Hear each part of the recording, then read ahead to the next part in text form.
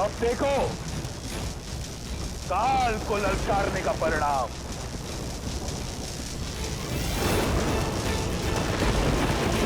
लक्ष्मण,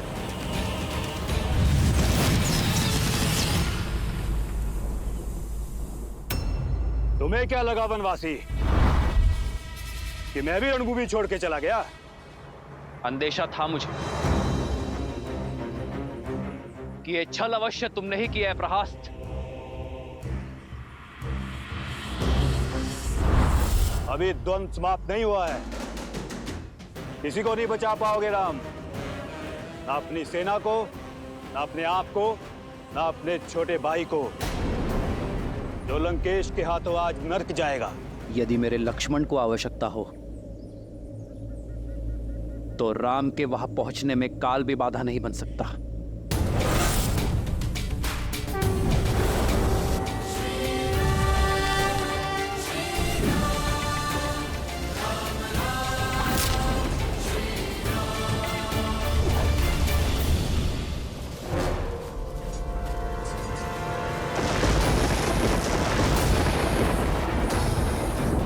ब्रह्म शक्ति।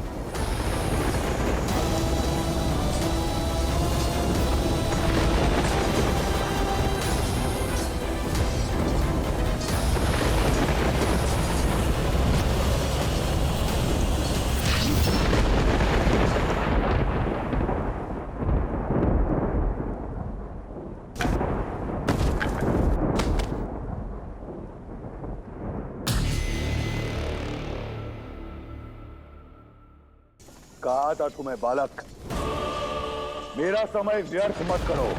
अब तनिक तुम्हारे भाई को भी यमराज के दर्शन करवाऊं।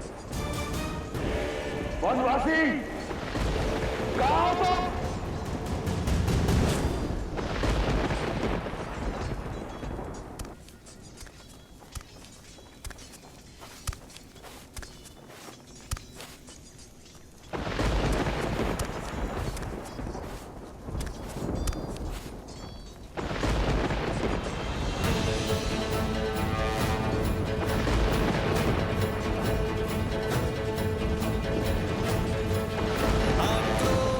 जोश क्रोध का ये क्षण है प्रतिशोध का, ललकार और पुकार का ये क्षण है अति विरोध का।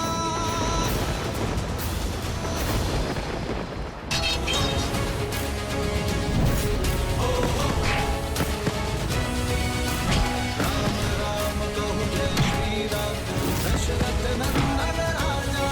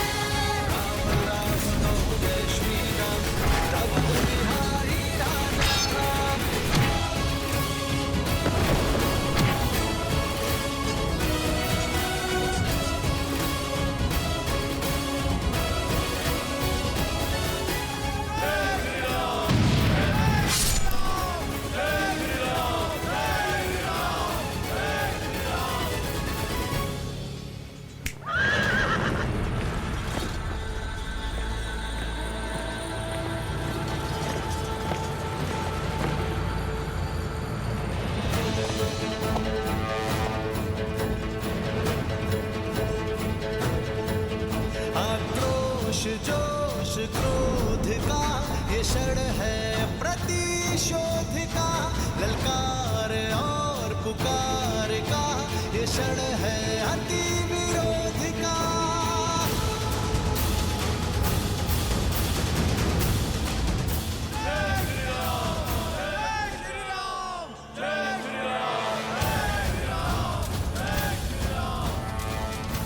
राम राम राम। राम की रट से लंका का तट गूंज रहा है। कायर है तुम्हारा वो राम। देखो कैसे लंकेश के पैसे रण छोड़कर जा रहा है। ये युद्ध है, महायुद्ध है, राम शांत रावण क्रुद्ध है, क्रुद्ध है।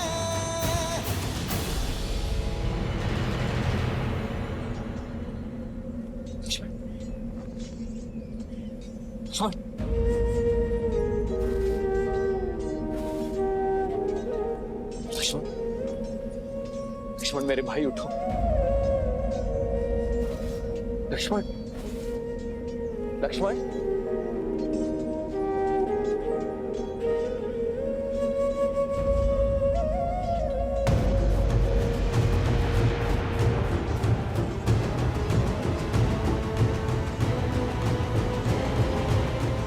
युद्ध में विजय अपने शत्रु को परास्त करके उसे गिराकर प्राप्त की जाती है।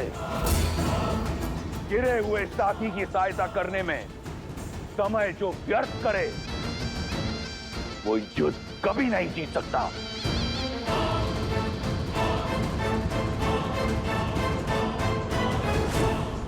सीता, लंकेश तो युद्ध भूमि में मृत्यु बनकर छाए हुए हैं।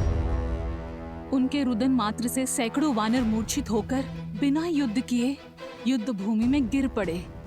फिर उन्होंने चंद्रहास के प्रहार से लंका को भस्म करने वाले हनुमान को और दिव्यास्त्र के प्रहार से राम के भाई लक्ष्मण को गिरा दिया। और अब राम और रावण युद्ध में आमने सामने आ चुके हैं। मैं समझ सकती हूँ सीता, तुम्हें चिंता हो रही है। मैं चिंता में नहीं, चिंतन में हूं त्रिजटा कि अब रावण की क्या दशा होगी। क्योंकि जब अपनों पर प्रहार हो तो उसकी पीड़ा का अनुभव मेरे श्री राम को होती है। चंद्रहास भले ही भक्त हनुमान पर चला हो किंतु उसकी पीड़ा मेरे श्री राम को हुई है त्रिजटा।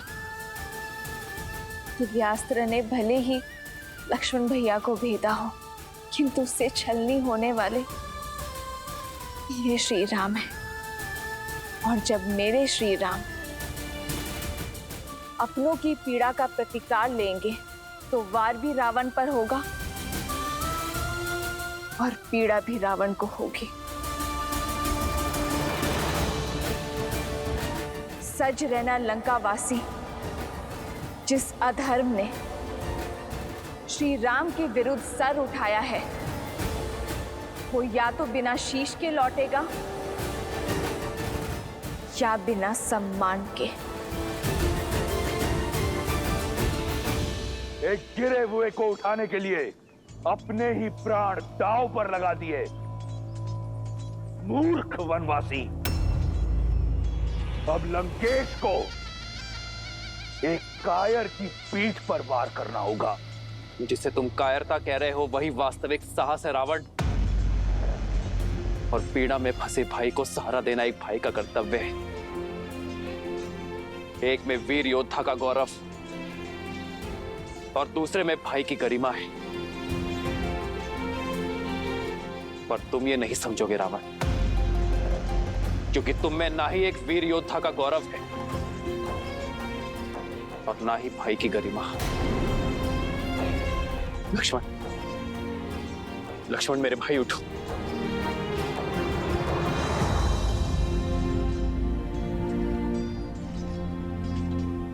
लक्ष्मण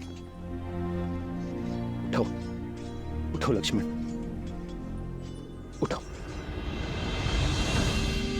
उठो लक्ष्मण। लक्ष्मण,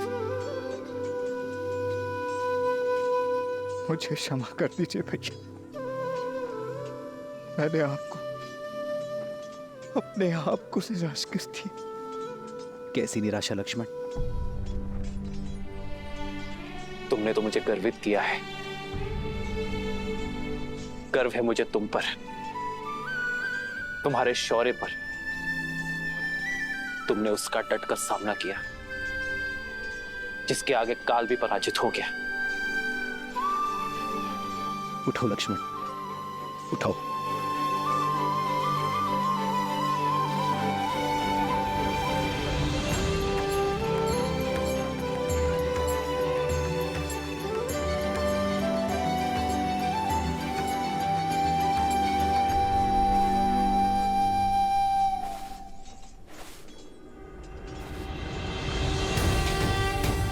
श्री राम श्री राम, राम राम श्री राम।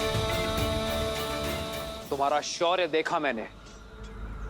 वीर हनुमान और लक्ष्मण का सामना करना एक सामान्य योद्धा के बस में नहीं, और फिर पीठ पीछे प्रहार करने का अवसर था तुम्हारे पास, तुमने वो भी नहीं किया। इसका कारण है, यदि मैं तुम्हारी पीठ पर वार करता तो तुम्हारे मुख पर पीड़ा देखने का आनंद मुझे प्राप्त नहीं होता, और शत्रु की पीठ पर वार करना रावण के अभिमान के विरुद्ध है।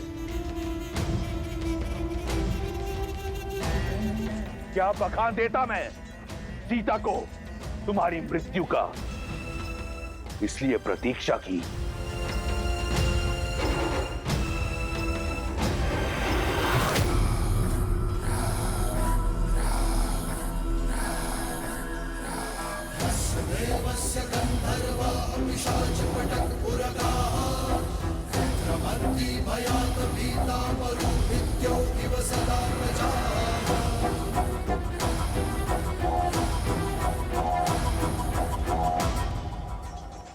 पहले मुझे तुम पर बहुत क्रोध आता था, परंतु अब दया आती है, कौतूल भी, और प्रशंसा तो मुझे तुम्हारी करनी चाहिए।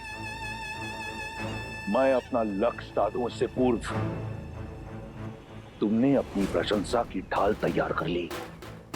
क्या सोचा मेरी मीठी मीठी प्रशंसा कर सीता तुम्हें एक बार फिर मिल जाएगी? पहले संधि का प्रस्ताव और अब प्रशंसा। तुमने मुझे घोर अचंभित कर दिया है वनवासी। अचंभित तो तुमने मुझे किया है राक्षस राज, जिसने अपनी शक्ति और भक्ति से तीनों लोक जीते, दसों दिशाओं में मान बनाया, जिसने अपने शौर्य के बल पर यमलोक पर विजय पताका लहराई। वो लंकापति राक्षस राज रावण आज सब कुछ खोने को तत्पर है, वो भी केवल अपने स्वार्थ के लिए, केवल अपने अभिमान के लिए। सही कहा तुमने, अभिमानी हूं मैं, परंतु अभिमान बल से, शक्ति से अर्जित किया जाता है। इस विषय में तुम क्या जानो वनवासी? तुम्हारे पास रहने को घर तक नहीं है। मित्रों और सहयोगियों के नाम पर कुछ वानर और मूर्खतावश देखो तुम दशानन से बैर कर बैठे।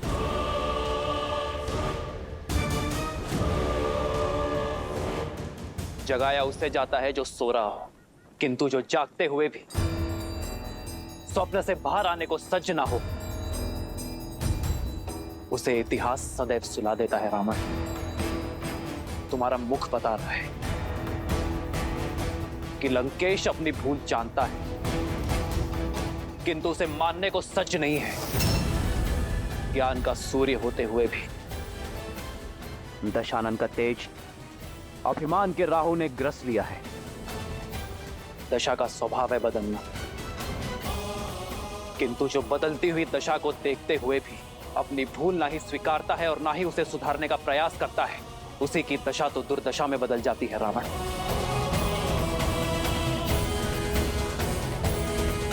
अब तुम्हारी दुर्दशा आरंभ हो गई है राक्षस राज। प्रतीत होता है कि कई वर्षों से तुमने अपना प्रतिबिंब नहीं देखा। आओ तुम्हें दर्पण दिखाता हूं। राजा राजा कहलाते हो, परंतु निष्कासित हो। राजकुमार हो, परंतु वल्कल पहनते हो। स्वयं को योद्धा मानते हो, परंतु युद्ध भूमि में पीठ दिखाते हो। पत्नी को खो दिया, प्रजा को खो दिया, राज को खो दिया, और कहते हो कि दुर्दशा मेरी आरंभ हो रही है।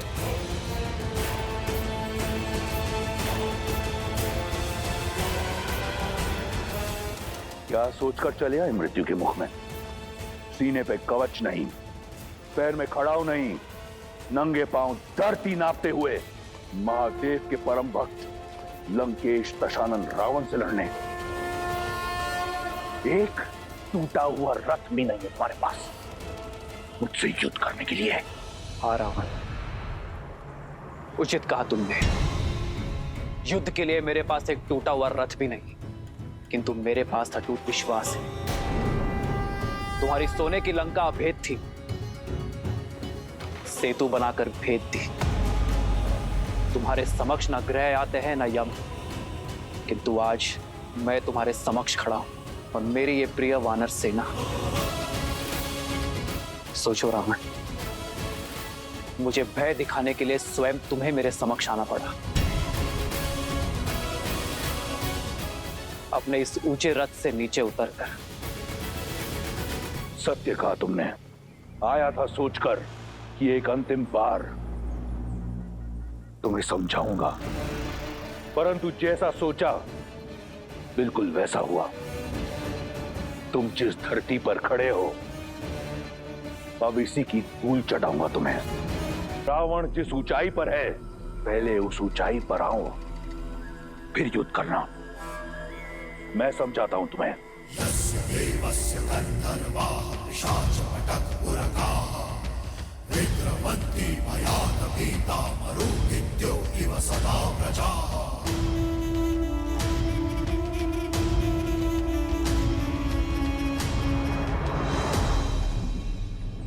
जय श्री राम, जय श्री राम। ये हनुमान अब क्या करने वाले?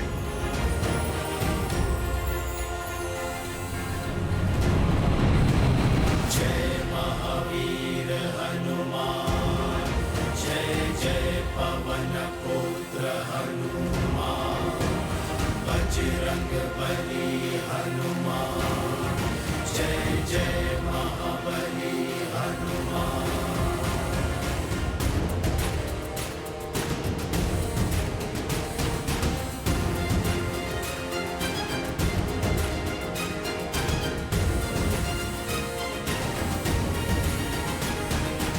जय श्री राम।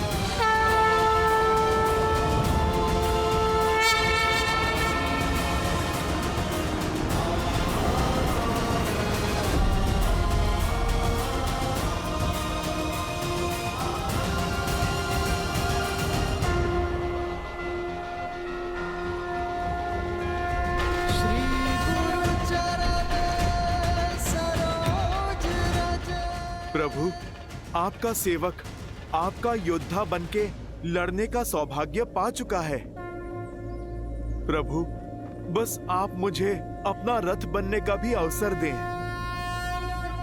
जय हनुमान ज्ञान गुण सागर, जय कपीस तिहु लोक उजागर, रामदूत अतुलित बल धामा, अंजनी पुत्र पवन सुत नामा, राम दुआरे तुम रखवारे, होत न आज्ञा बिनु पैसारे, आपन तेज सम्हारो आकर, दीन लोक हाथ करे काबे। जय श्री राम, जय श्री राम, जय श्री राम, जय